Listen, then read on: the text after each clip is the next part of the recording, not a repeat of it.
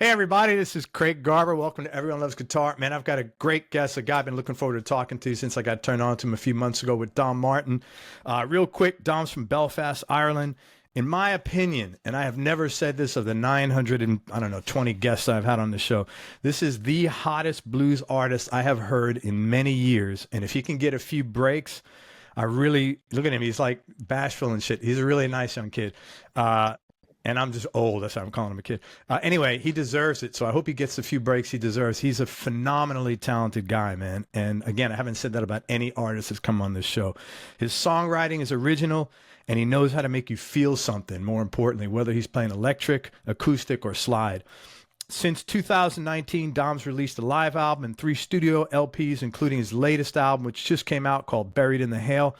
I've listened to his catalog many times in the last few months since I've been familiar with him, and he's gotten me through many workouts, car rides, walks, and maybe even a biblical encounter or two with Mrs. Garber. So that being said, Dom, let's start. Thanks for coming on the show, man. I appreciate your time. I'm a little embarrassed about your introduction, but it's very complimentary. I'll take it. Yeah, man, and it's sincere. I don't say anything I don't believe.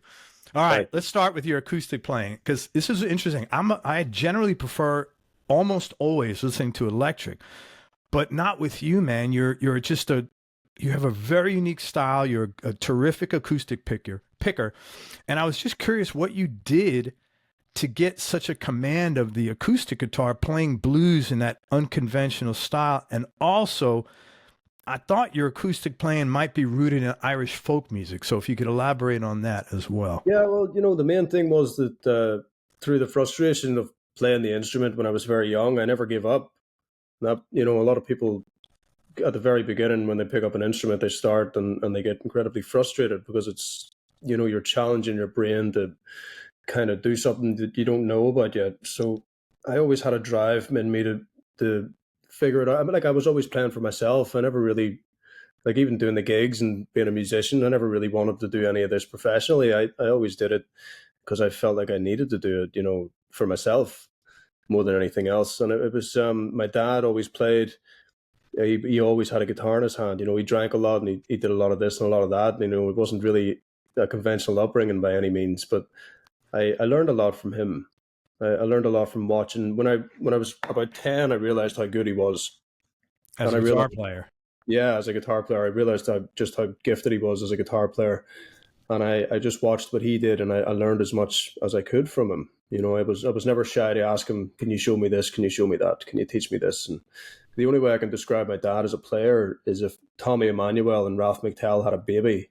My dad was that baby, That's the only thing I've got to describe him. He was that good. That's amazing. Yeah. So you're kind of like, in a sense, like a Tiger Woods, the golf player. And like, people say, oh, I would like to be as good as, I don't know shit about golf, but I've heard people say, they're like, I mean, you got to start when you're 5 to get that good. So it's the same as you, sort of. I guess so. I mean, my dad held me over a guitar when I was born, and I was scratching it and crying over it my whole life. It's been my only outlet and my only therapy. And it's just always been there for me, always.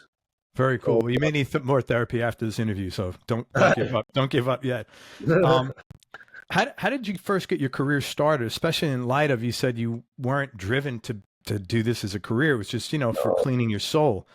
Yeah. I needed money. I didn't have a job. I've got no qualifications. I got no GCSEs. I never did any exams. I never went to school. I went to school to get lunch because the lunch was free. So I walked in at like 12:30 in the afternoon. I got some food, and then I walked home again and listened to records with my dad all day. You know what I mean? It was that kind of thing. But about 5, 6 years ago, I was doing a couple of, a handful of bar gigs and stuff around Belfast, and really struggling, like really survival mode. And I ended up on a radio show. It was like a dance music, like a rave music, like show. This it's like the Beat 106 or something, the city side radio, and this guy Chris, and he's like, listen to all these like all these beats and stuff. And then all of a sudden it's like, oh, the Don Martin's come into the studio to play this song for us. It's just me playing an acoustic song in the middle of these rave songs, which was just the most contrasting thing I think I've ever done. And it was recorded and Fenton and Audrey here, my managers and my friends here, they heard the song, and it was a song "The Rain" came from the Spain to Italy album, which wasn't even Oh, thought the album great wasn't track. thought of by then. And when Fenton heard it, he got in touch with me, and he started giving me a couple of gigs here and there, and it grew into a great friendship. And these guys have been fighting the industry every day since then to try and get me somewhere. It's kind of I feel like they're obliged to help me in a way that they just won't give up. Do you know what I mean? Like anybody else would. I mean, back then I was drinking and I was a wild man in comparison to what I am now. I was a completely different person back then, and they kind of lovingly broke me down and built me back up again, like nobody had ever done before in my life. Showed me things like human compassion and empathy, and yeah, they're just really beautiful people, and watch out, because they're not backing down. You know what I mean? It's I've never seen so much drive and will, and like it's not even like fury or anger. It's like beyond that. It's like a beautiful. It's a thing that most people would strive for to have in Mm. them. That fire in your belly. You know what I mean? That I will win. I am going to win, even if it kills me. I'm still going to win. Yeah, And man. I've watched them do that, and it's kind of brushed off on me as well, because I never really had that drive. I was just happy go lucky. Didn't really think much about the future or of myself or anything. And they've done a hell of a lot for me. I'd be dead if it wasn't for them, That's honestly. awesome, man. Yeah, That's very touching, man. And I owe them an awful lot. I'm aware of how much I owe them. Which is another thing. that's really cool, man. We have a lot in common, actually, you and I. You think So, so? oh, I know so from listening to what you Yeah, just said. good man. What was your first break? Outside of them, what was your first like music business break? Oh, there was one, but we kind of all had a falling out, so I'm not going to say it. I don't want to give them the publicity. No, it's cool. Totally cool. But Yeah, yeah. I guess we did the Joe Bonamassa cruise a couple of months, well, about a month ago now, maybe, and it was in the Mediterranean, and I guess that was a break. That's a pretty big Awesome. break for anybody. We were very lucky to get even to Greece, never mind on that ship, So it was. Well, he's lucky to have you, man. Oh, I thanks, listened man. to a lot of blues, dude. Let me tell you. Yeah, I think Yeah, he was lucky I'm to sure have you. you. I'm sure you have. Yeah, I mean, it comes with the territory, doesn't it? You've been doing this for a while. Well, I'm old. I'm also old. I've been listening to music since I was like 5. Yeah. So here's what's interesting. When I listened to your first album, the thing that I was most impressed with, that number one, all the songs were your own compositions. And I literally can't think of a first blues album, especially in the last 15, 20, 30 years even, where there wasn't at least a couple of covers on there. And I was really impressed with that, because I think that it took a lot of belief in yourself for you not to go down on that same path. But I would have to bet that was a deliberate decision on your To be part, honest, or your, no, good. to be completely honest with you, I never even thought about it like that whatsoever. Really? Not even for a second. I went into the studio. I had these songs, and I never wanted to make an album. Even it was never my intention to make an album. Even it was just I had these songs, and I wrote them at particularly dark and bad times in my life as a form of therapy and a form of trying to explain what had happened, and trying to kind of move on from it. I never wanted anybody to hear those songs, like Spain to Italy and all those songs. I was never my intention for anybody to listen to them. But unfortunately or fortunately, Fenton and Audrey heard some of the songs in passing, and probably me drunk or something one night at a friend's place, just brought these out of the hat, and I guess they thought I had something to say, and it was maybe worth, trying to make an EP just to see if it would go anywhere. And so that's what we did. We made an EP called Easy Way Out, and they went to the British Blues Awards one year in the UK with like a goodie bag, and it was like the EP was in this thing and a couple of other wee bits and pieces, and they gave it out to people at this Blues Awards. So people got the word got it was the smartest thing. Like it's the Yeah, it's smart. very smart. Yeah, it was a really really good idea, and that I suppose we got a couple of gigs from that, and then we went on and we made the album. But I mean, I was heavily drinking back then when I was making that album. I mean, every day I was drinking. I was going into the studio at maybe 9 o'clock in the morning with a few bottles of wine, and it was just like, I can't remember most of it, to be honest. I really Yeah. can't. I was not in a good place. If you're And uncomfortable answering this, that's totally cool. no, I'm only going no, to ask you because you mentioned, are you sober now or? I am. Yeah, no, I'm completely sober now. I mean, Wow. I got Good my for you. nicotine and I got my caffeine, and that's my two main things that I can't do without anymore. But yeah, I used to take a lot of drugs as well. I was on meth for a very, very long time, and cocaine, and the only thing I didn't really go near was heroin, although I sniffed it once, and it messed me up for a couple of hours, but I was all right. I didn't get sick or anything. They didn't have to do like the Pulp Fiction thing where they stick you with a needle. And all that. No, none of that happened. But it wasn't nice. But it was. I mean, I used to hang about with crazy people. Yeah. Murderers and drug dealers, career criminals. I was in a bad crowd for a long time, and but I was a different person. I was able to put up with that a lot more. I had a thicker skin back then, or something. And I didn't really care about much. I'm a lot more sensitive than I used to be, which is nice. I think Yeah, that's good. It's really feel good. a lot more. I have a lot more empathy about me. I think in the world, which is something I always wanted. I guess. Well, man, pat yourself on the back because you're a young guy to get sober like that and to have been in so deep. That's very unusual because I've dealt with lots of addicts in my life. Yeah, And yeah. No, I've really, seen a lot, man. and I think I just got lucky. I think I outgrew it. I've outgrown all that stuff, I guess, and a lot of people didn't. And I did ask a few people to come with me when I was leaving, and they didn't want. They weren't ready to stop or whatever, which is Yeah. fine. But yeah, no, I feel very lucky that I got out pretty. And we were just talking about this earlier on today. I got out pretty much unscathed. Had a couple of kick-ins here and there, and but overall, there was a couple of times I probably should have been killed, and I wasn't. And I'm very, very lucky to be alive now. Man, good for So you. That's every really day, good. a good day. Yeah, man. I'm happy to hear that. Really happy. Uh, I Thank want to you. talk a little bit more about your writing and just the way you even express that is probably night and day from the way you would have communicated, I don't know, 10 years ago, whenever you were deep in Yeah, it. So really yeah. pat yourself on the back. That's a pretty fucking major thing. Thanks, Greg. Thank you. I want to talk a little bit more about your writing. You've got a really strong footing in the blues, and this is why I love your music, though. You don't write like usual conventional blues songs, but that's not common. How did you develop or what influenced? I don't even know what the right question to ask you is there. It's just like your writing style is awesome, but it's so unusual. I just even from a very young age, I was just so self-aware that the lyrics of some songs that I was listening to, particularly in blues, were boring, repetitive, and just they didn't really explain why they were feeling bad or why everybody was taking everything away from them. They had nothing, but they were taking that too. But why were they taking it too? I want the explanation. I don't want to hear about why. I don't want to hear that you feel upset. I want to know why you feel upset Yeah. in your blues song, or whatever it was. Explain it more. I want the explanation.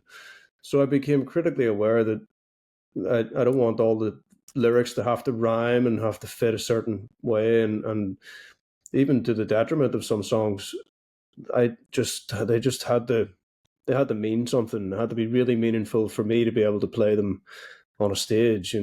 I couldn't. I've wrote loads. I used to think it was hard for me to write a song.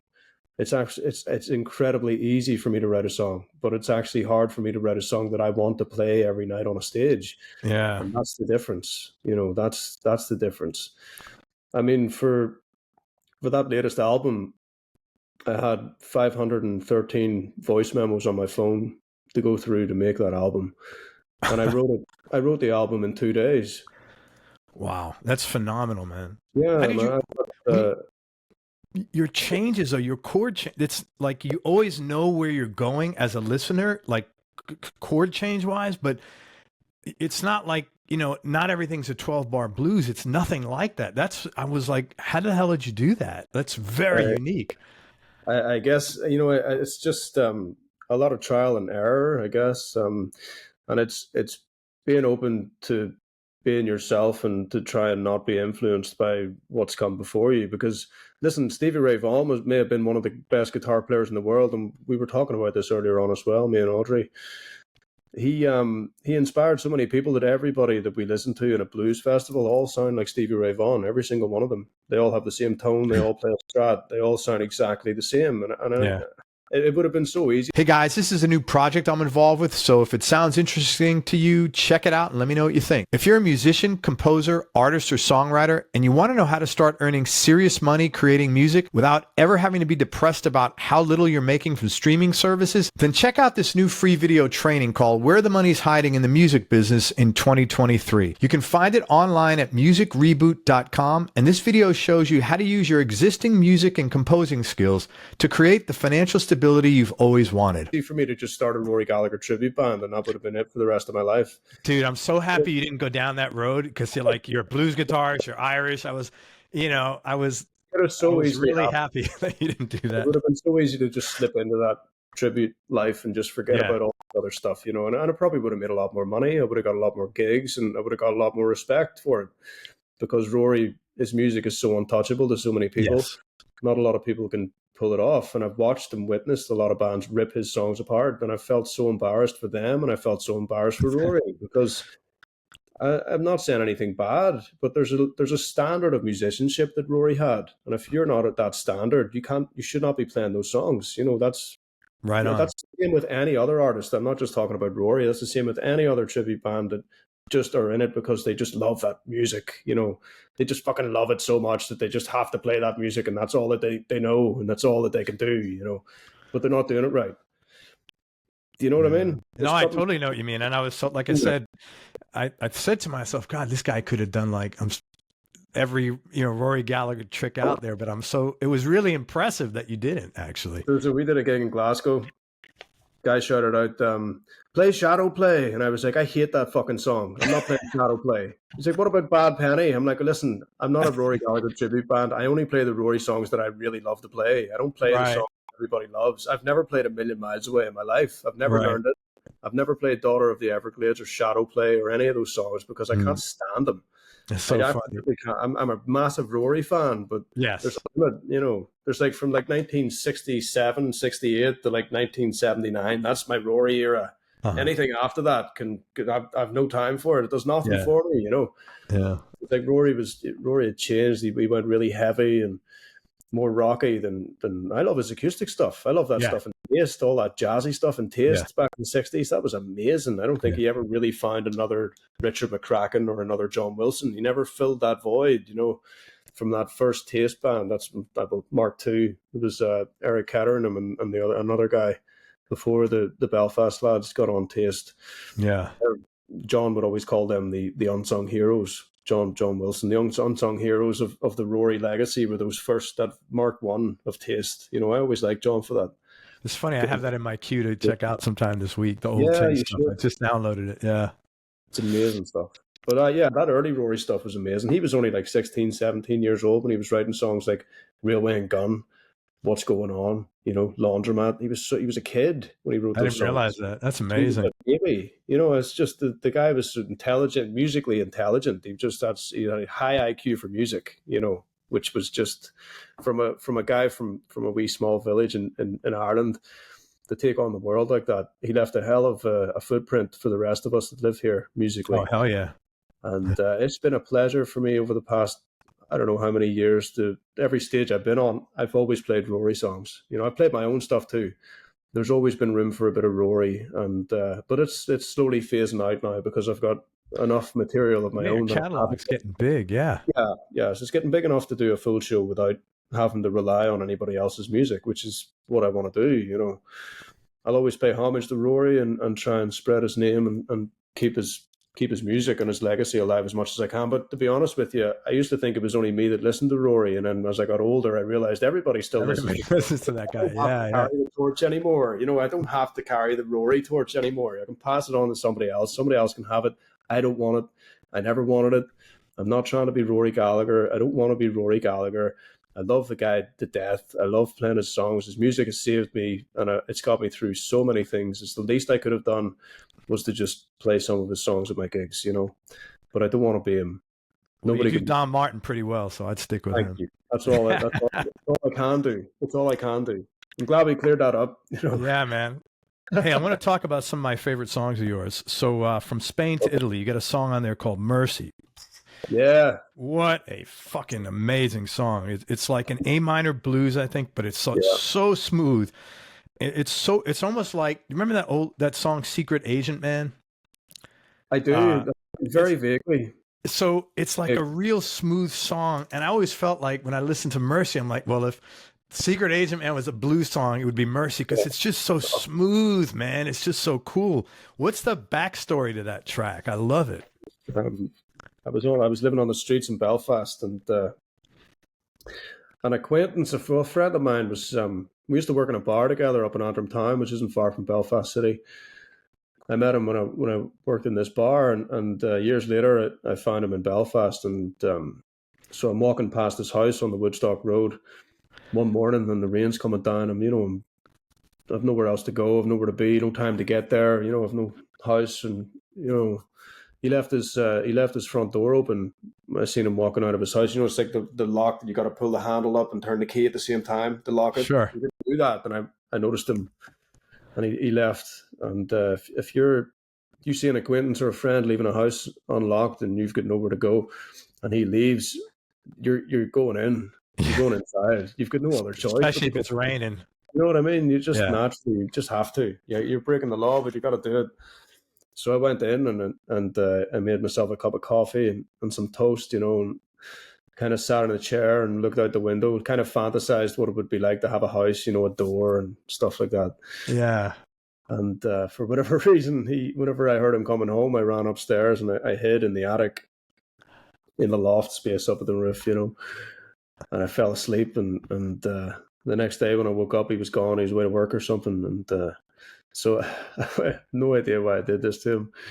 But I went down and I kind of subtly started rearranging his furniture, like moving pictures from God. and stuff like that, And then whenever he came home, I'd run back up and hide in the attic again. So he eventually found me up there, and we had a good old fight about it. We're still friends to this day, But that's when I was up in that attic, I wrote a couple of songs. One of them was "The Rain Came," and the other one was "Mercy."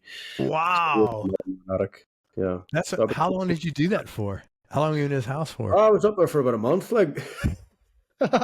Holy shit. Around his house going, who left this here? He lives alone, like he's going crazy. Oh my God. That's creepy as hell, dude. Oh my God. Wow. Wow. It seemed like the right thing to do at the time, but Yeah. it probably wasn't the right thing. I wasn't in the right mind either, as Yeah. up back then. But I didn't, there's no harm done.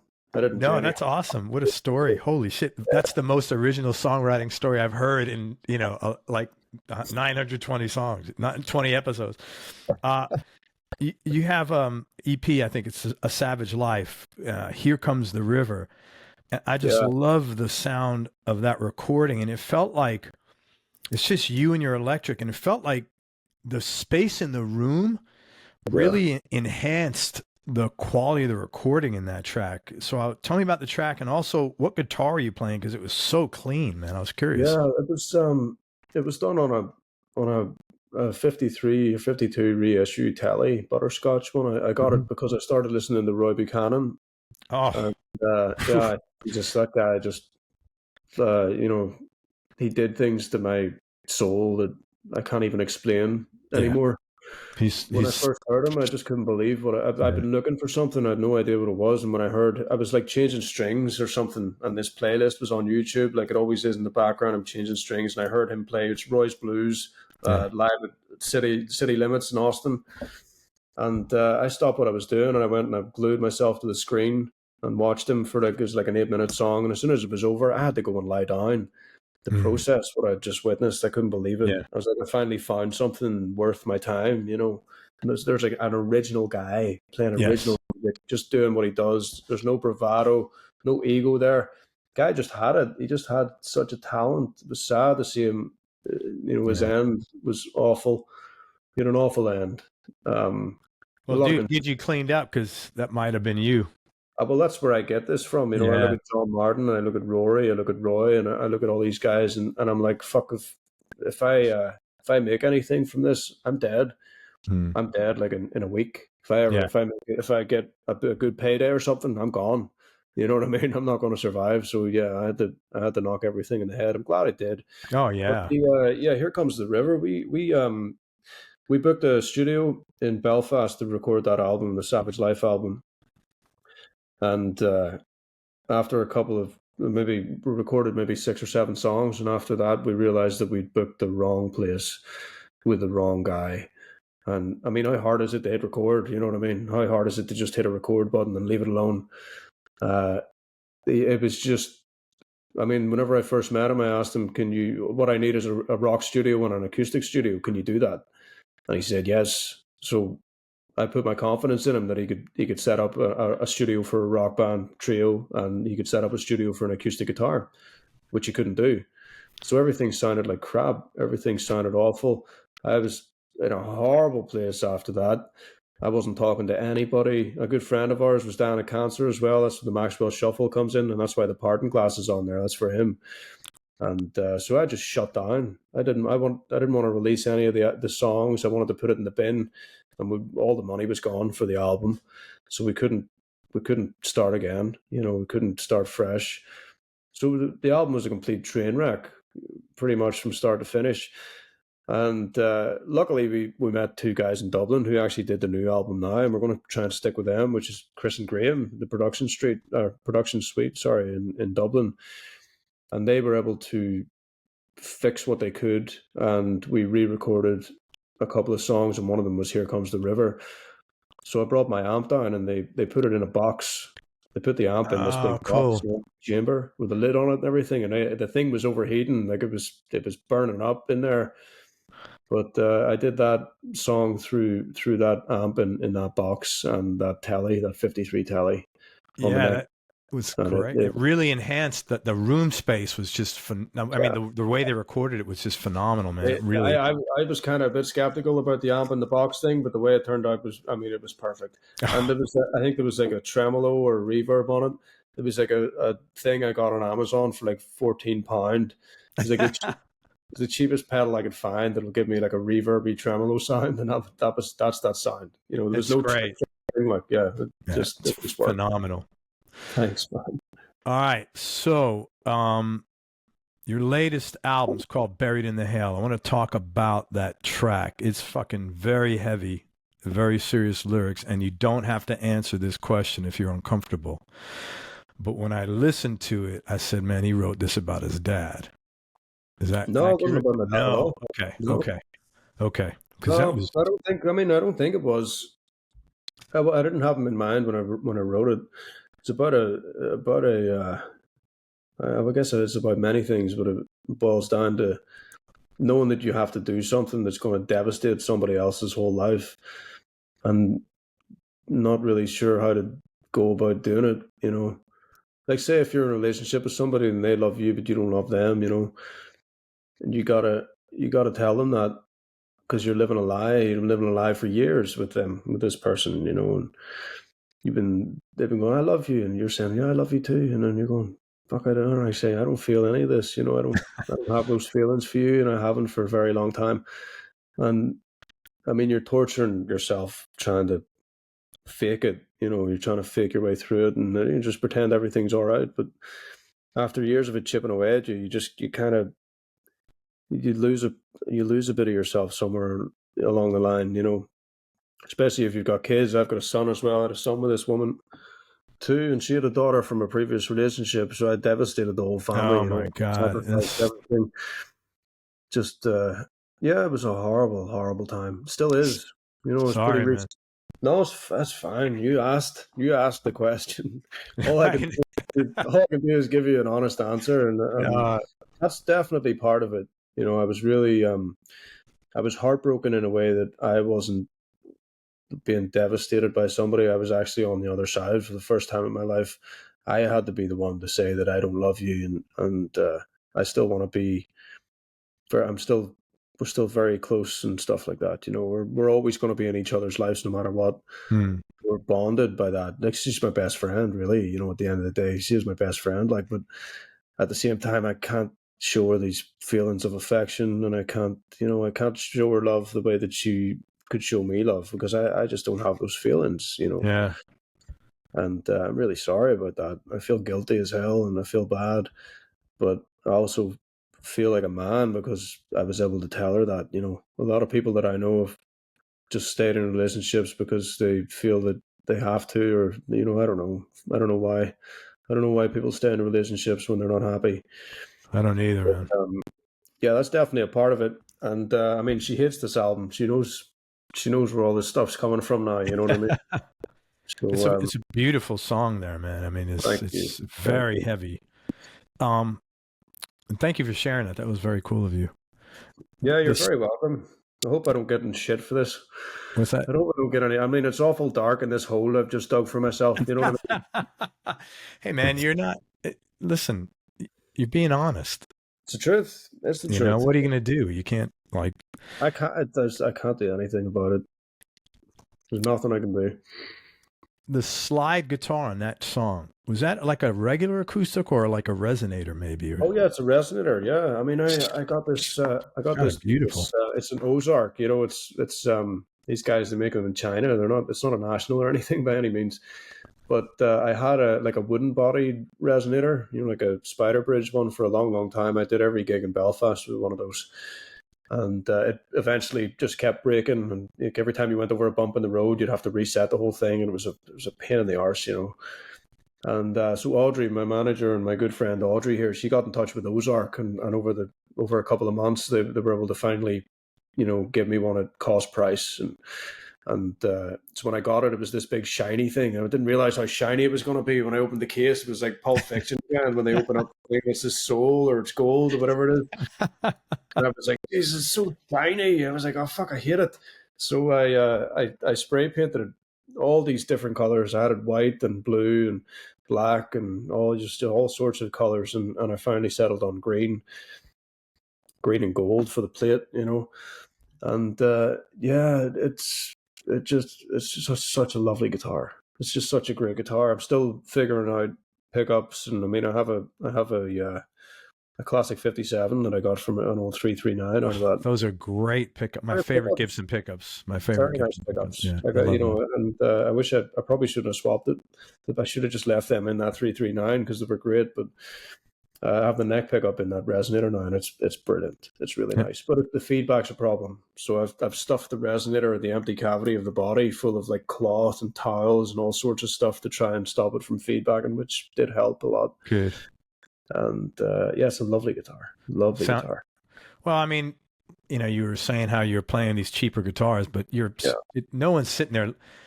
No one's sitting there listening and saying, "Man, Dom's got a really cheap guitar," which just goes Yeah, to show you, as far as guitar, the tone is in your fingers, man. Because it is. It I is. never thought about, man. I just like enjoyed everything I heard from you. Yeah. So yeah, that's The trick of that song, and I knew to do this. I don't know how I knew how to do this or why I wanted it done this way.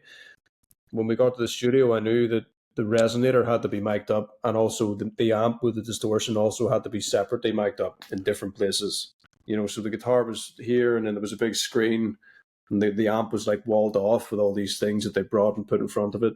So I knew we needed the core sound of the resonator, but we also, in the background, we needed that distorted resonator tone also. And then we blended yeah. them together, and I was like, this is what needs to happen for these songs, And that's why you can tell it's a resonator, but there's also that underneath it, there's this really distorted and ugly and harsh and Oh, I angry. wouldn't call it ugly, man. Nothing about that song is ugly, man. That's Oh, good. no, that's an awesome track. You kidding? And midway in the middle of the song, you have like the sound of rain pouring down, Yeah. and in the background, you could hear kind of people talking loudly, and I couldn't tell, but it sounded like it was a heated conversation. Yeah, What is? I wanted an argument in there, Yeah, tell me about that. and I had to have the rain because the buried in the hail, this is the sign of this thunderous weather. I mean, it's all to do with going in your mind and digging up some stuff that you maybe have to face, and actually just facing it, instead of trying to hide anything. You just run at it. Like if you see a ghost, you don't run away from it. You just run straight at it. You know what I mean? If I seen a ghost, like for real, I would run through the fucker. Like I'd be like, let's fucking go. You know what I mean? I wouldn't go, oh my God, it's a ghost, and run away. You know, I'd be like, fuck yeah, let's go and let's hug the ghost. You know, even if you run towards danger. I don't know if it's a fucking savage thing or whatever, but I've always run towards the danger. You know what I mean? I loved it. I love that. So yeah, there's a heated argument in there between a man and a woman. Pretty self-explanatory, I guess. Yeah, You know, now, yeah. and but there's all sorts in it. There's weird stuff in the background, and you know, it really is about just your sanity slipping a little bit. You know, but you're allowing your mind to break. You know, you're letting the natural process kind of happen instead of trying to fight. You know, and trying to be normal, act normal. You know, like nothing's happening. Just let your mind break, let your mind bend, and see if it snaps. You know what I mean? It's the only way to do it. I like that, man. Great track. Government. It's another heavy song, just you and an acoustic. What prompted you to write that one? There's many meanings. I'm like uncovering the whole thing here today. Share whatever you want. One of the reasons behind government was I seen that there was a billboard outside the place I lived in Belfast, and it said it was like over the COVID period, you know, where everything was starting to open up again, and it said something like John was a musician, but now he's a plumber, but he just doesn't know it yet. You know, something like that. And I was like, John's a musician, but he's a plumber and he doesn't know it yet. I was like, Jesus, that is some governmental slogans right there, man. They're going after the music business and anything to do with cash, you know, anything they can't tax and they're not really sure about. This is an excuse for them to do that. Oh, that's what that was about. Holy shit. Yeah, I couldn't believe it. I was like, this is an attack. Wow. This is a big attack on musicians or anybody that's in the arts who may be getting paid cash in hand, you know, from a bar or from a club. Nobody's getting taxed on this stuff. So it was a massive campaign in this country. I don't know how far it went, but that just made me sick. It made me sick to my stomach, you know. And why don't you go after investment bankers like somebody has money? It's like, why are you going after the little guys? You know what I mean? Yeah. You're making like £50 a gig. Why are you taking that away? Why are you trying to take that away? You know, it's crazy, like crazy. Wow. Going after anything that you can do with your heart and with your mind to become, you know, I get it. You know, you can get a trade, become a plumber and stop playing music, but you know, we have to have creative arts in the world. Yeah. It has to be there. That's nuts, man. Great track. Oh, awful. And then I want to talk about Daylight I Will Find, again off the new record, Buried in the Hail. So to me, that's a great example of what I was talking about before about your writing. Like, I think a lot of people would have done that song maybe like a blues shuffle, right? Yeah, I agree. But you made that blues into a really fun song. People could sit and clap to it when they're there. And I don't even know if you can answer this question, but how did you approach writing that song? Because nobody writes, you know, the way you write blues, man. I don't know about that, man. I'm just, you know, it comes and goes, the writing thing, you know. I mean, it's when you play blues and listen to a lot of blues, you can become quite down, you know. Even when I was writing Daylight, I was like, how can I make this a fun song that I would like to play every night on a stage, you know? And although the subject material is that I actually haven't found the daylight yet, you know what I mean? That's all right. There's nothing in the song that suggests that there's a happy ending. There's nothing in the song that suggests that I'm having a good time. But it's a good song, you know what I mean? It's still a very good and upbeat and a happy song for blues. I thought it was a great start to the album, you know, I really did. Fantastic. I really love that track, man. I was just glad that it worked out, you know. I'm glad how it got recorded, and there's nothing that jumps out at me and says, oh, that was a mistake, or, you know, anything like that. So I'm very proud of that. You know, are you a harsh critic of your own stuff? Oh yeah, all I hear is the mistakes. Like, you know, because the first two albums were not a true representation of what I am, what I'm about. The first two albums are really good, though. very, very good. But the Yeah. first one I was drunk and I don't remember doing it. Right. And the second one was a complete train wreck because the guy ripped us off for thousands and thousands of pounds, and he wasn't honest with us with Yeah. what he do. So they were tainted. The first one was produced by a great guy, a great mind, Cormac O'Kane, and I think he did a fantastic job. But I would have done it differently if I hadn't had the knowledge and I had been sober. It Well, would have being sober is you're going to do everything differently. yeah. Everything from the way you pick up the guitar to the way you sip your coffee. I think there was a lot of missed opportunities on the first album. Like Easy Way Out should have been a great track, should have been a brilliant track, and it just wasn't. It just turned out shite. No, I don't. I disagree, but That's wrong. It's not the yeah. way it should have been. It's not the way. It's not even the way I played it in the studio. I don't know how the hell he changed it. Like I don't know what he did to Do it. another version of it then on your It made next it very, record or it was live. very soft or something. There's a lot of softness in it that just it's not really. It's not a true representation. This album's more true representation because I had a very hands-on approach on it. And I knew Yeah. exactly what I wanted. Even before I went to the studio, I knew exactly what I wanted to do and how it should sound and how it was to be recorded. And I stuck to my guns all the way through it, for better or for worse. And at the end of the day, it says Don Martin on it. Like it doesn't say Don Martin, and Yeah. I had to be selfish with it. And I'm really glad I was actually because. I can listen to that album from start to finish and not feel anger or frustration or embarrassment or anything like that. I don't have any of those feelings towards it, which is just one of the best goddamn feelings a musician could have in his whole life. It's It's a true, great record, man. great feeling. It's Yeah, a really good record. thank you. Your voice, you're probably like in your early or mid 30s, I'm assuming. Yeah, yeah. But your voice sounds like you're more my age. You have this deep voice that's such a good asset. Was your voice always like that? It's something that comes and goes. At the minute, I've got one of these UK flus, Mhm. so my voice isn't great. Even the talking voice is hard. My nose is all blocked up. I'm dying with the flu. It won't go away. But yeah, the voice thing. I mean, it really does come and go. Sometimes it can be really, really difficult to sing, and other times it's just there. And you're like, oh, there's my voice again. Yeah. I'm glad it showed up. I'm just glad to be here when it shows up. Yeah, I get it. Kind of thing. But when it's working, when it's the way it should be, I think all the drugs and stuff and all the smoking in my younger days and all the shouting and the screaming in the bars and the fights and the clubs and stuff, it's all taking its toll, and I think that's given me that voice over time, Yeah. which does come and go. When it's there, I think we're lucky in the studio it was there. I'm Oh, it's an glad. asset for sure. Oh, it's definitely an asset. Yeah, yeah, and I love Tom Waits, and there's been a lot of these kind of like this song's a bit Tom Waitsy, and I'm like, fuck yeah, Tom.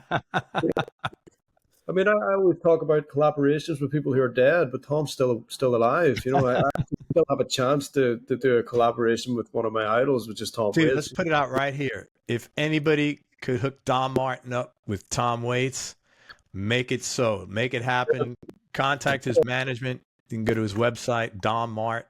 Dom, it's DOMMART Yeah, .IN. It's Dom yeah. Martin with an Tom I. Mark.in. Yeah, Yeah. hook him up with Tom Waits. Let's put this Tell out. him I Let's put said it. thank you. If you can get talking to him, tell him I said thank you for what's he building in there. There you go. Even that'll do it. Just get a thank you to him from me. Thank you very much. That's lovely. Hey, which of your personality traits do you feel have contributed to your success most? You And should I don't probably just ask me which one of my personalities have. you can answer that if you'd like. Wait a minute, which personality is going to answer that question? Oh, I don't know, man. I don't know. You don't want to be in here, like you know what I mean. No, I mean, I don't just mean success like in music. I mean, like just, getting sober and like, making it. Let me tell you, man, I'm really big into personal development because I had a fucked up life in my youth. So I've had to because I had no choice. So I didn't want to be that person, right? Yeah. But very few people make the change. Very few people make the change, but you made Yeah. a lot of changes. Which characteristic of your personality or which of your personalities did it? For a long time, I wanted to die. I kind of lacked the constitution for suicide. So I could never, I knew I couldn't do it myself. I just knew I didn't have it in me to do it myself, or I would have checked out a long time ago, gladly. Yeah. And I ran around the place screaming for people to kill me. I was a wild man. I was a crazy person. I ended up in places that you really don't want to be in. I was kidnapped by a loyalist faction as well. This one time they kept me for 4 days. There was a guitar in the corner of this house, and I played them Too Much Alcohol by Rory Gallagher, and they fucking loved me after that. They were my best friends. They kept me around like a pet, feeding me drugs all night, and all this stuff. Oh Play the my song again. God. It was terrifying, but I was standing, hands were steady, not breaking a sweat. I was like, fuck, he's going to kill me or what's going on? Because I'm ready to go. Is this it finally? I've been looking for you guys for a long time. He's going to kill me now because I'm ready to go. Like, it just didn't happen. It just wouldn't happen. And, I continued on like that for a while. And I got this really bad kicking. I was walking home from a party at 4 in the morning and I had my guitar. And I got jumped by like 4 or 5 guys, and they smashed up my guitar and they kicked me in the head, man. I nearly lost an eye. I had this Wow. big scar going on my, this guy, I don't know, you can't really see it. I got this kick in the face, man. When you get kicked in the face, when you see like cartoons, they see stars. You Yeah. do see stars when you get knocked out, Really? I woke up in the back of this police car, and the policeman had this cop. He'd kept like the headstock of the guitar. It was the only bit left, like the little headstock with the tuners on it, and he gave it to me in the hospital. Came to see me when I got out a few days later when I was home, and I was in pretty bad shape. And he was like this vigilante cop, he was like, we need to find these guys, we need to bring them to justice and all this. I was like, man, forget about it, it's fine.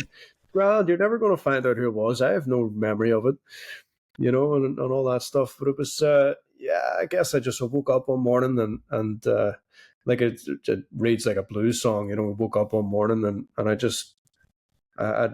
said to myself, I've had enough of this now, I'm done with this now. It's over for me. I wrote the song Easy Way Out and then I left town for good. I woke up one morning and I wrote Easy Way Out and then I just left and I didn't even say goodbye to anybody. Everybody that I used to know, they're just, I don't know. It's like it is like a Bob Dylan song. They're an illusion to me now. I have no idea what they do with their lives. I really don't. I don't know if they're dead or alive or if they're good or bad or happy or. And there was a lot of them. They're all party animals. We stayed up for 6 days in a row, just doing loads of drugs and getting up to all sorts of crazy stuff, meeting the weirdest of people, ending up in the strangest of places. And yeah, I'm glad it's all over now. Oh, I'm a lot more steady. I'm a lot, I'm more open minded to you life, gotta be a and lot happier. I'm definitely a lot happier. God Yeah, almighty. Yeah. I'm definitely a lot Yeah. happier. I have a lot to be happy about. I don't know what the hell I was doing in my younger years. I don't know what the hell I was looking for. It's like when my dad died, like I wrote that album Spain to Italy for him, really, And when he died, I just became a magnet for psychopaths. Everywhere I went, there they were. I couldn't get away from them. If I tried, even I lived alone for 4 years after that, and still they found me. Wherever I went, they were there with drugs and the drink and the thing. It just became a magnet for crazy people, and it was great fun. There was a lot of good times there too. There was a lot of crazy experiences, and drugs can do some weird and wonderful things to you too. Hmm. But a lot of it was crazy. Like a lot of it wasn't the best time. And the company you keep, it's a reflection on yourself as well. Oh, 100%, man. Yeah. I'm broad, They man. say, look at your top 5 friends, closest friends, and tells you a Yeah, lot about who the guy that's is. Yeah. yeah, that's you. Yeah. So For sure. I was lucky to get out. I have Yeah, man. a lot of material for songs and stuff from that life now, which I'm using to my advantage. And Good. all the songs mean something. There's no like, oh, I need 2 extra songs to fill this album. I better write just any old thing and that'll do. To get the album finished. There's none of that. So I'm very lucky. Very lucky. You are. Let's talk about gear for a minute. Tell me, what's your go-to guitar right now, and what other 2 guitars would round out your top 3? Oh, it's a good question. That's a great question. Guitars. I got this Loudon. It's handmade in Ireland. It's an Irish guitar, fully What's it Irish guitar. called? Loudon. Lowden. I'm going to go and double check that for you. Hold Yeah. on. Bring it back. Just Bring the guitar, man. I'll bring it. LOWDEN. Okay. So that's made in Ireland. It's like a Yeah. boutique. Is like Yeah. a boutique guy. That's cool, They're man. thousands and thousands and thousands and thousands of pounds. You know what I mean? Yeah. Like thousands and for way beyond anything that I could possibly even imagine to spend on a guitar of any kind. It's crazy money. But they were open to working with me, you know, and we Awesome. just went up one day and we're like, you know, here's what I do and what I'm doing and here's what's coming up. And I don't want a Gibson, I don't want a Fender, I don't want, you know, these big companies. I want an Irish made guitar because this is where I'm from. This is where my heart was made, you know, Mm-hmm. my soul is. So I want a Loudon. I want to be associated with Loudon, and I want you to build me a guitar. Is there any chance you can do that? And I'm very aware I'm going to be paying this off for the rest of my life, you know, because they're not going to give you a guitar for free. Sure. But they're certainly open minded and open to. They realize musicians aren't out making thousands and thousands of pounds. You know, most people that buy a Loudon are people that keep them in the case. Right. I battered the hell out of that thing. They've had to put other scratch plates on the body so it doesn't get all messed up from me playing it. And but they've been amazing, absolutely amazing to work with. And I mean, the guitar's brilliant. The guitar's fantastic. Yeah. Well, that's a smart move on their part, man. Guy with your So. acoustic talent playing that guitar, that's a no-brainer, to be honest with you. It's a joy. It's a treat every time I pick it up. I'm like, this is mine. You know, this is my guitar. I can't, you know, it's like That's cool. you look back at your younger self and you say, I told you get a guitar someday. You know what I mean? There you go. I love that. I got a vintage brand. You know, vintage. Yeah, sure. They I think make they're out of Nashville here. I'm not too Yeah. sure. Maybe Yeah. I know this one does not come from Nashville. This one came from Korea or China or somewhere, or Okay. maybe Indonesia. I got it for like £300 brand new, you know, and it was a tribute for Peter Green's Lemon Drop. Okay. So it's a I Les Paul then. It's a Les Or- Paul copy, okay. yeah, but I stripped it. I took all the paint off it, and I took off the veneer to make it look like the tiger stripe across the body. So Right. it's just green, and I dyed it black on green, so it's a real greenie, you know. It's a really cool. I've seen you play that. I saw some videos. the It's one a cool looking guitar. I've done so much work on that guitar. It's crazy. It's such like a custom Les Paul. These guys called House of Tone Pickups in the UK. They got in touch with me, and I got them to make me the Peter Green set, the PAS. Oh, cool. Honestly, I've never noticed the difference between different pickups before, and I've swapped out a lot of pickups, right? Now, the 57 Classics, like we were talking about, I noticed the difference when I changed from them to something else. I noticed the difference, but everything else, not really. When I got their pickups from House of Tone, I noticed the biggest difference in pickup changes that I've ever noticed in my entire life. They're perfect. That's awesome. The guy is meticulous. He has meticulously found this PAF tone. His 59 tone is just his pickups are perfect. House of Tone. I'm can't gonna stress check that that out. enough. So much so that I've said to him, "Listen, I know you made me this set, and now we do a bit of work together, but I only want your pickups in all my guitars that I'm using in the studio. Wow. I don't want anybody. I don't want anybody else's pickups. So he's right now making me another 2 sets for the other guitars I use.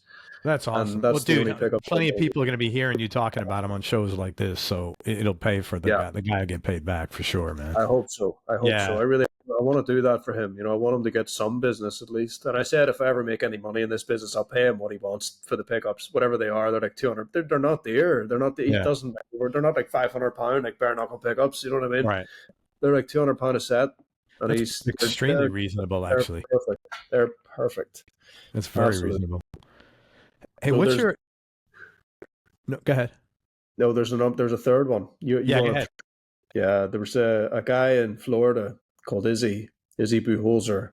He has a company called Gulfcaster Guitars, and he got in touch with me whenever I was on tour with Eric Gales. I was supporting Eric Gales last year, maybe the year before that.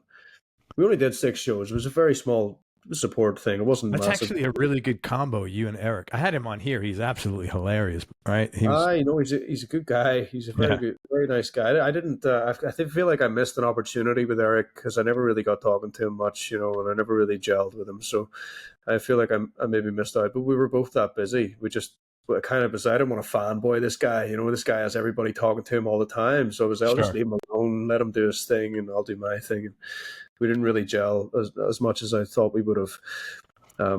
But he's a great musician and he's a great guy. He's come through Yeah. a lot as well. You know, I can Oh, see that. yeah, absolutely. You know, you got to give him his dues, and for just for getting up every day and keep going. That's tough for anybody. And yeah, I have a lot of respect for Eric. But this guy got in touch with me after one of the gigs, and he said, "Dom, I love your stuff. I would like to build you a guitar. I build guitars out here in Florida."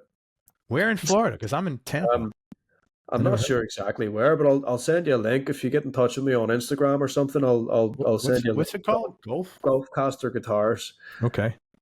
Look him up. The guy's an absolute genius. He And that's your telly that you have? yeah, that's that telly. Yeah, he specializes in making tellies. I said to him, "Listen, I have no money. So I can't buy. I can't just get you to build me a guitar and pay you because there's no fucking money here. You know what I mean?" He said, "No, you don't understand. I love your stuff. I want to help you. I'm going to build you a guitar. What do you want?" You know, and I said, "Well, Wow. imagine if Rory Gallagher's Stratocaster, you know, because I'm not a Strat guy. As much as I want to be a Strat guy, I could just never gel with that instrument."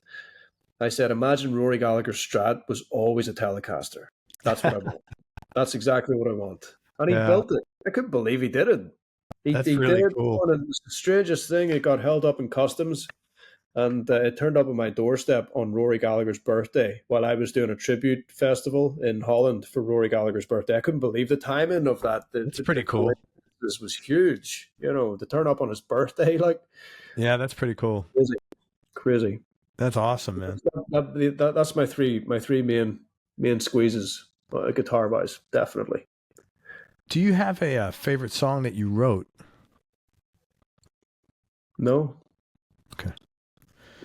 Tell me the most embarrassing or funniest thing that's happened to you on stage or in the studio.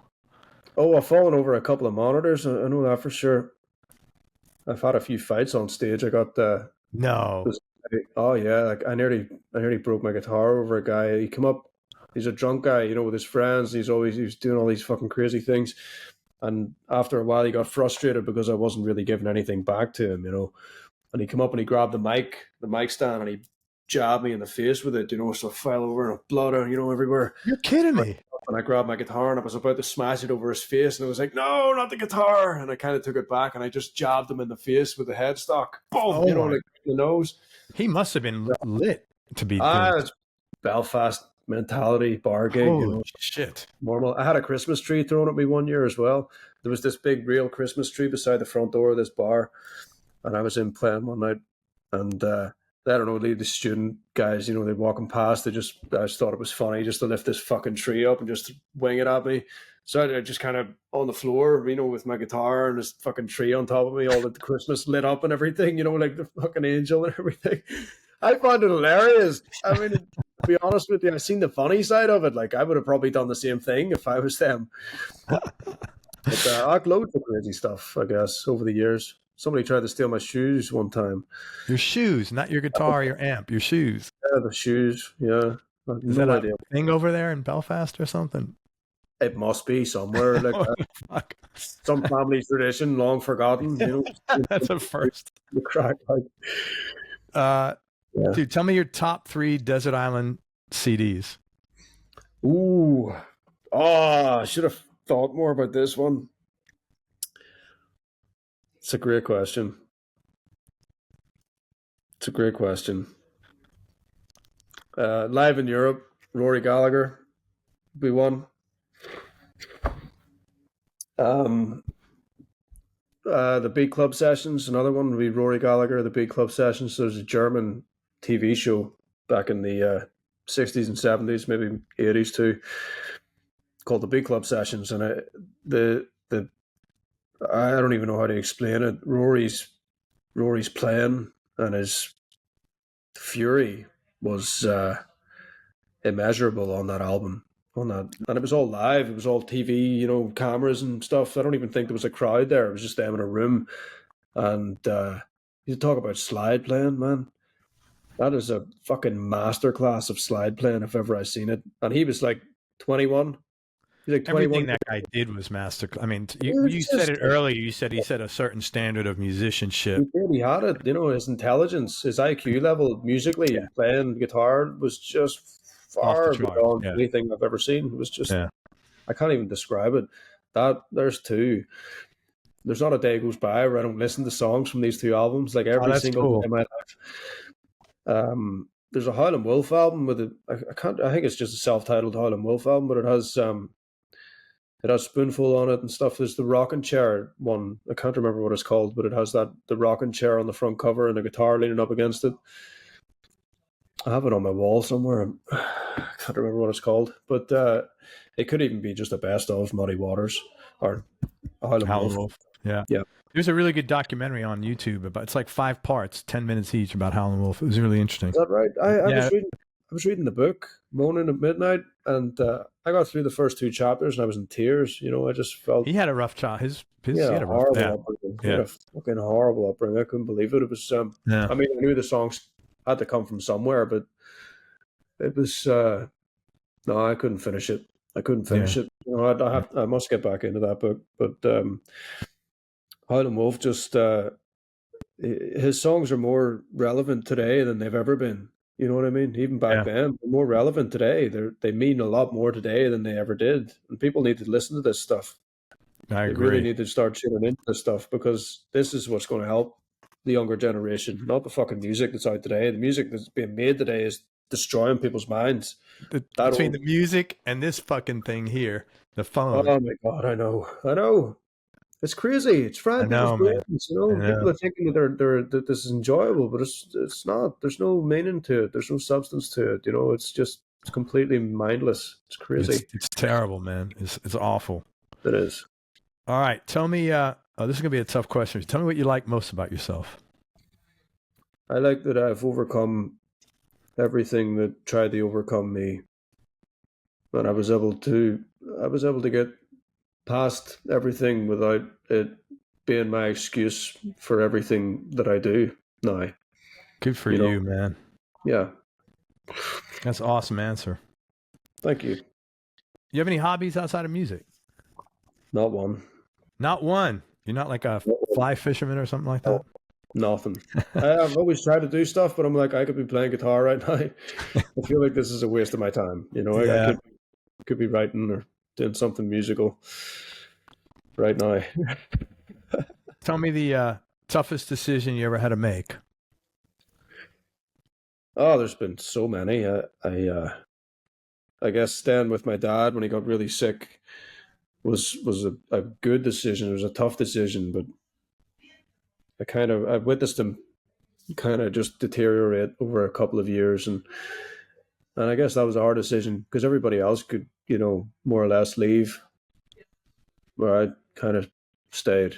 I felt like I had to stay. Like even people going to see him in the hospital and stuff, and we were all leaving. I could never leave him in the hospital, even. You know what I mean? And they all just kind of went home. I was like, I have to stay here. I feel like I'm obliged to stay by this guy's side until he dies. Yeah. So I did that. Sick from the drink?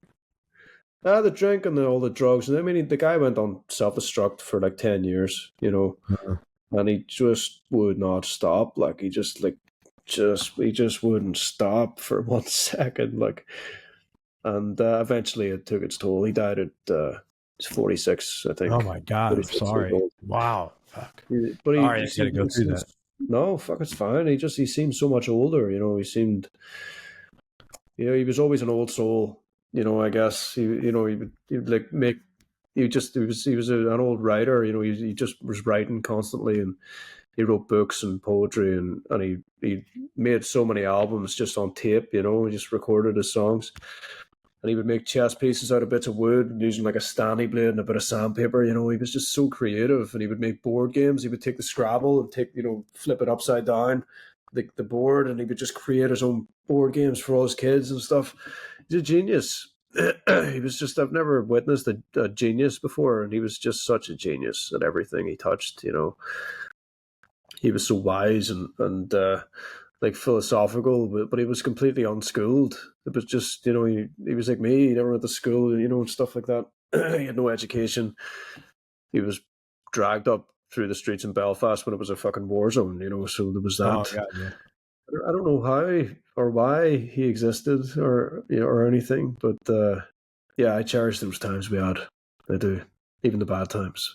Thank you, man. Thank you for sharing that. You're What, very what's, welcome. what's the best advice you've ever been given, and who gave it to you? Be yourself. Don't ever try and impress anybody else. Don't ever try and be anybody else. Don't ever wish to be anybody else. Nobody is really who you think they are.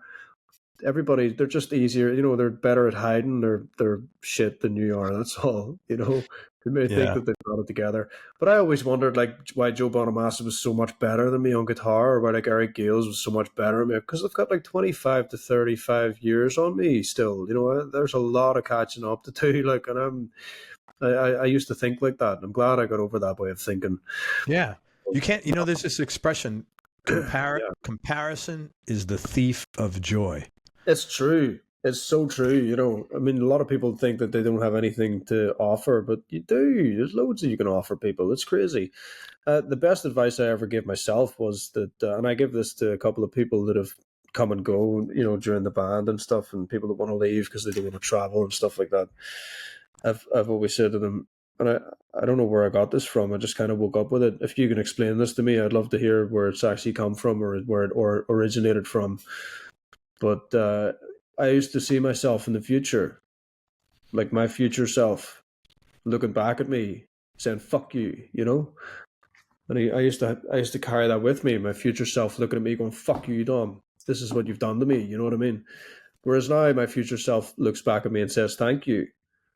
And when our last drummer was leaving, we were in Romania, and he was saying, "I don't think I can do this anymore." With the traveling and everything, and he just couldn't hack the life.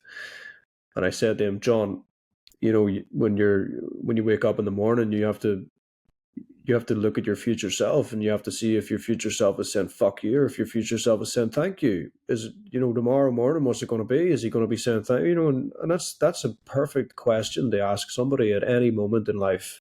Yeah. Is your That's a future self? great, I think it's yeah, brilliant. it's really good. If I haven't come up with it, I'm sorry for whoever the hell I've stole it from. But even if it is a stolen thing, I'm glad I carry that with me everywhere I go. Yeah. It's like I don't know, whenever I have a problem, it puts distance between yourself and the issue. Like what I do is I always say, if this was my buddy, what would I tell him or her? Yeah, Which is yeah, what you're doing. It's like, you're taking yourself out of your head and you're giving yeah. yourself a way to look at yourself objectively. Exactly. You have Yeah. to do it. You have to be open to do that all the time. I think I have another Zoom meeting waiting here. All right. Hold on, man. We're almost done. One more question. Okay. What's making you happiest right now? What's giving you the best Just joy? having freedom, having the freedom to do this music thing, the just the time to just sit in a room and just fucking write, just do the music, just play the music, put the time in, perfect the chords and the way you want to play them and express myself without worrying about what people are thinking and feeling. And it's just absolutely zero pressure, absolutely zero pressure. It's just for the first time in my life, I feel no pressure Yeah. whatsoever, I've And ain't that no, a nice way to live? it's a brilliant way to live. Brilliant way to live. You wake up with a smile on your face, and there's no competition feeling here, and I'm not out to impress anybody. People don't like it, I really don't care. I never wrote any of these albums for anybody to listen to. If you do listen to them and you like them, thank you very, very much. If you don't, that's your problem, not mine. And Yeah. it's none of my business what you think or what you feel. Absolutely. It's Right really on, not man. me. Tom, let me Yeah, tell people where to find you. And thank you very much for everything, man. You're a freaking rock star. And I appreciate everything you're I doing don't know musically. about that. Cool rock Uh, star. Buried in the Hail is Don Martin's new album. Check out his whole catalog. This guy's a brilliant blues player. He's a phenomenal guitar player. I mean, you just you'd be enjoying him if you're a guitarist. He's going to do about 30 dates in the UK coming up right now. So if you're over in England, make sure to check him out. It's well worth your while. I will give you your money back if it's not. And not really, but I think you should do it because it's a good thing for I'm you. going to be phoning you left, right, and center. I want my money back. Where's your address? And check out Dom's website. It's his name is Dom Martin. So it's Dom Martin, except you put it's not dommartin.com. It's Dom Martin, but the dot is between the I and the N. So it's dommart.in. I think he had a meeting when he was back drinking and he said, what's the most difficult website I can come up with to represent myself? You might be right there, actually. Yeah, a couple of things of it. Oh, dude, just enter Dom Martin in Google. You'll find him, and it's well worth your journey. Hey, man, thank you for everything, Dom. Hang on one second. Everybody, thank you so much for listening. If you enjoyed this, share it on your social media channels. We appreciate your support. Thanks very much to Dom Martin. Honestly, man, I don't get so worked up about an artist coming on the show too often as I was with this because his music is phenomenal, and I'm a blues guy. It's right up my alley. He's a brilliant writer. And most important, remember that happiness is a choice, so choose wisely. Be nice, go play your guitar, and have fun. Till next time, peace and love, everybody. I am out. Dom, thank you, brother. Thanks, man.